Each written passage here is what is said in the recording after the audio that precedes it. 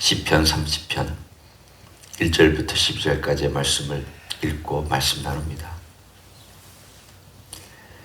여호와여, 내가 주를 높일 것은 주께서 나를 끌어내사 내 원수로 하여금 나로 말미암아 기뻐하지 못하게 하심이니이다. 여호와 내 하나님이여, 내가 주께 부르짖음에 나를 고치셨나이다. 여호와여, 주께서 내 영혼을 수울에서 끌어내어 나를 살리사 무덤으로 내려가지 아니하게 하셨나이다.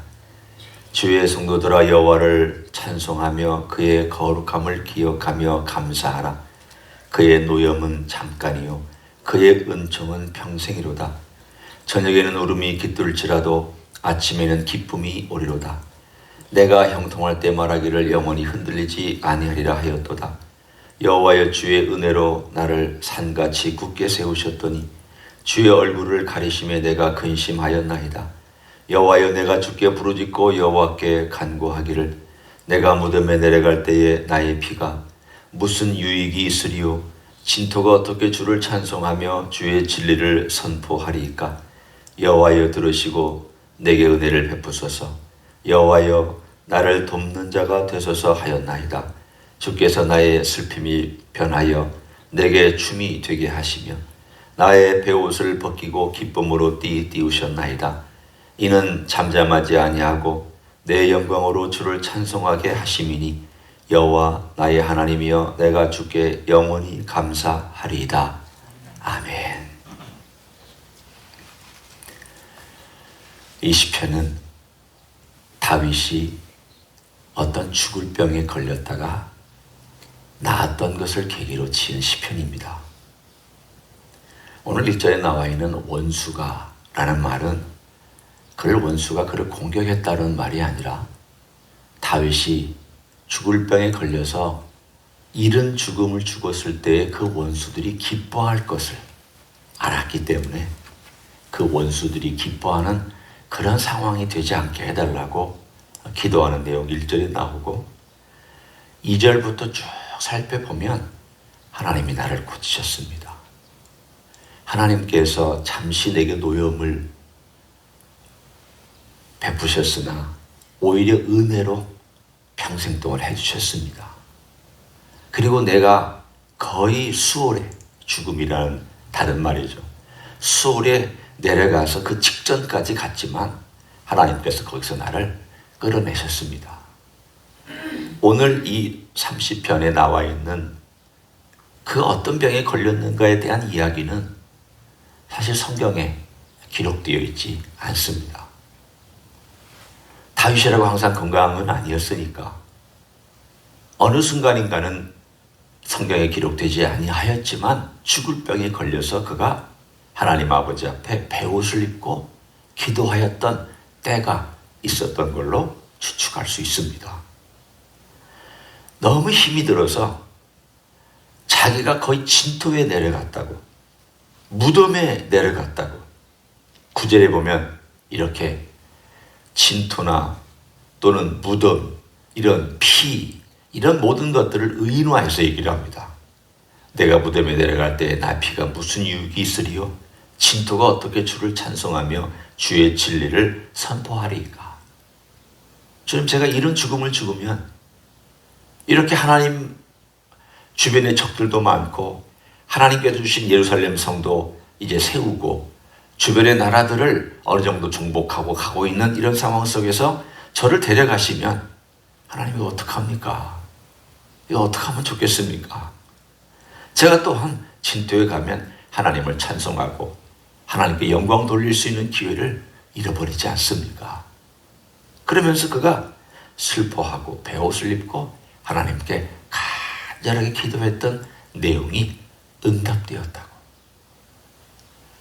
그 슬퍼하며 베옷을 입었던 과정도 언급했고 또 거의 죽을 뻔한 과정도 언급하고 그리고 나서 그 베옷이 변하여 춤이 되게 만들어주신 하나님의 은총도 언급하면서 아팠던 그때로부터 나았던 그때까지를 일종의 스펙트럼처럼 쫙 하고 나열하면서 하나님께 영광의 찬송을 올리고 있습니다.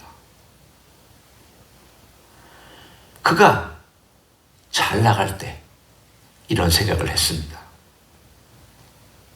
6절 한번 보십시오. 내가 형통할 때 말하기를 영원히 흔들리지 아니하리라 하였도다. 이건 긍정적인 표현이 아닙니다. 여러분이 오해하시지 말아야 합니다. 아, 내가 하나님을 잘 믿고 형통하니까 이제 잘 될 거다. 그런 얘기가 아니라 자기가 교만했다는 뜻입니다. 내가 일이 잘 풀려갔더니 내 마음이 안일하게 되었도다. 일들이 형통하게 되니까 아, 이제 고생은 끝났구나. 우리도 그런 표현이 있지 않습니까? 이제 고생 끝, 행복 시작 이런 말이 우리의 어떤 표현처럼 있는 것처럼 아, 이제 고생이 끝났구나. 이제 더 이상 내가 어떤 힘든 일을 하지 않아도 되겠구나. 이제는 평탄한 길이 남았구나.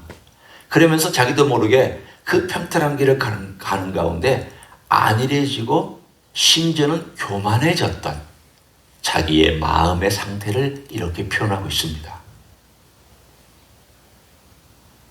여러분이나 저가 자주 겪는 경험입니다. 너무 평탄할 때 이들 살면 참 좋겠다. 더 이상 문제가 좀 안 생기면 좋겠다. 큰 문제들 해결되고 또 이제까지 씨름했던 것들이 해결되고 나서 이제는 좀 평탄한 길을 걸어갔으면, 고생 좀 안 했으면, 그런 마음을 가지면서 어느 정도 시간이 쭉 흘러가다 보니까 영성도 떨어지고 민감성도 떨어집니다. 하나님을 향한, 주님을 향한 절실함도 떨어지고 기도도 하지만 그러나 그 기도 가운데 정말 영혼의 안에서부터 끌어나오는 그런 간절함이 사라진 그런 상태를 경험할 때가 있습니다. 다윗이 그 경험을 하고 있었습니다.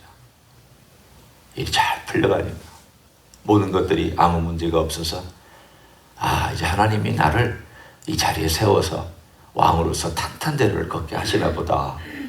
근데 갑자기 병이 찾아와서 죽을 병에 걸려서 그럼 갑자기 깜짝 놀랐습니다.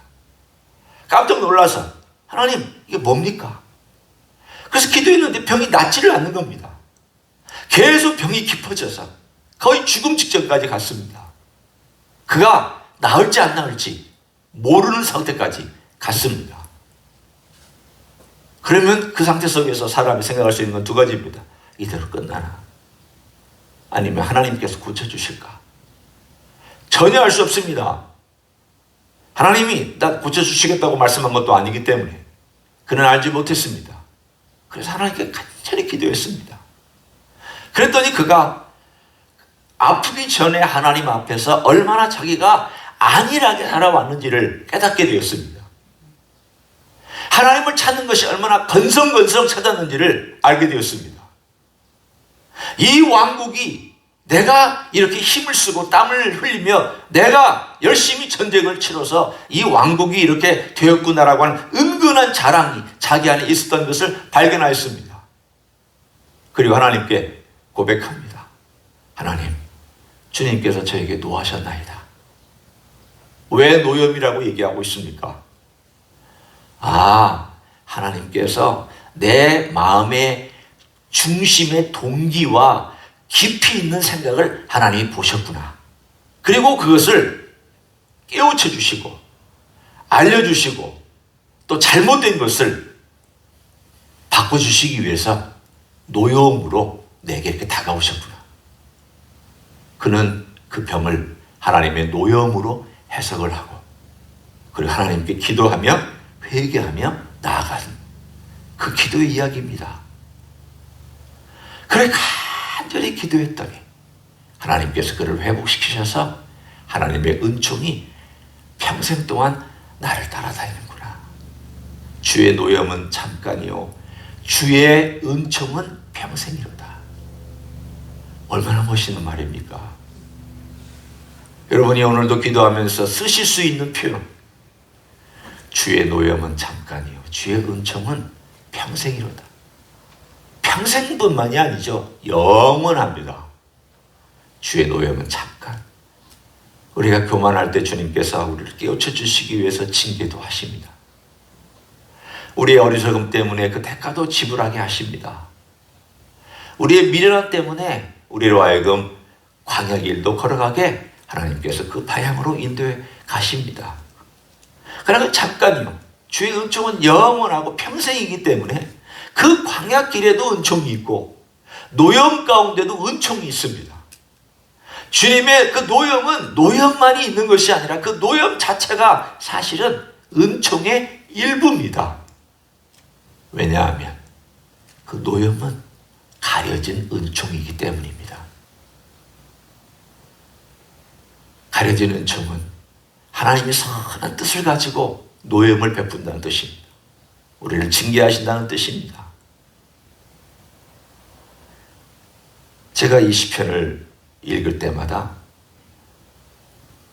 나의 이야기하고 참 비슷하다라는 생각을 가득 거듭합니다.